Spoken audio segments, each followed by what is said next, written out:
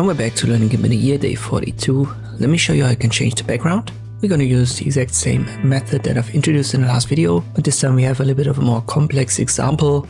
We want to cut out this entire car. To do that, I'll guide you through it step by step. We'll start right here by copying the original, and I zoom around in the image. I haven't mentioned that yet with the short key spacebar. So if you press the spacebar, your icon should change into this move tool. And that's an indicator that you can now move your mouse and move around on the canvas. I zoom by holding Control and then I use my mouse wheel. So this zooms in and out. One more short key is Control Z to undo. So when I misclick, I reposition this node, try again. And that's basically the first step. So in the first step, I simply go roughly over the outline and I kind of ignore curved lines. I've shown you that in the last video. We can create curved lines, but it's easier to create a simple outline with straight lines first. And whenever there is a curve, simply pretend that it's straight, at least in the first phase. Here, for example, the wheels. There is definitely a curve that we need to create afterwards. And once more, I use space to move around, zooming while holding Control, using the mouse wheel.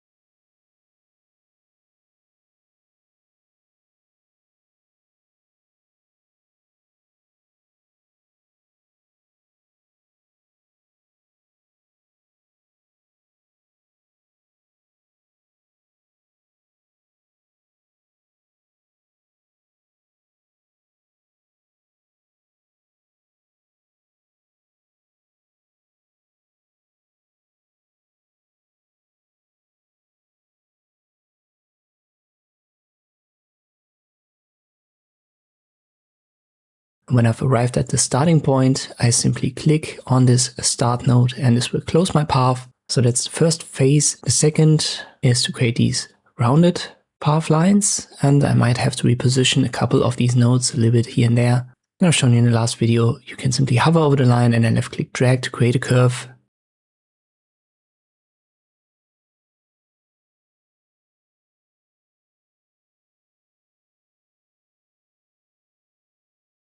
And in some areas, for example here, I have to use the handles afterwards a little bit. So here's an extreme curve, and then I left click drag on the handles to adjust the angle from both anchor points that are attached to the curved line. And this is simply what you need to do now for the entire object that you've got. And as always, if you want to use the same, I've got it linked in the video description. It's free to use from Unsplash. Let me just proceed here until I've got it all fixed.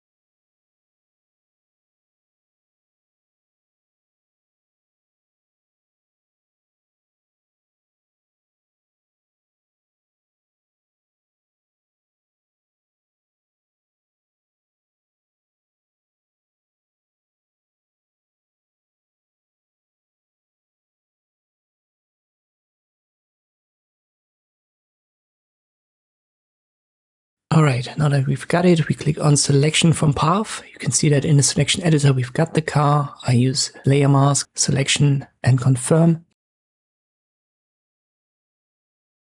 Go to select none.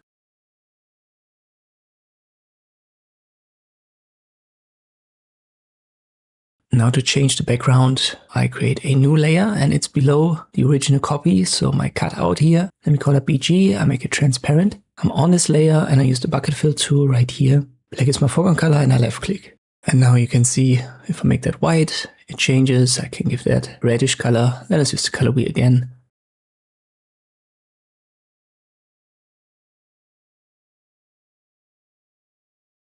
We've got two simple issues here. Number one is when you have a wheel placed on the street, it gets flattened and it can look a little bit weird, for example here, but that's just the way that it is. You can try to use the paintbrush afterwards, just make white your foreground color, paint on the layer mask, and you can bring back a little bit of the outline to smoothen out the edges just slightly. This might improve the results here and there a little bit, but again, it's just natural that a wheel or rubber, it gets a little bit straightened out due to the weight of the car when it's on the street.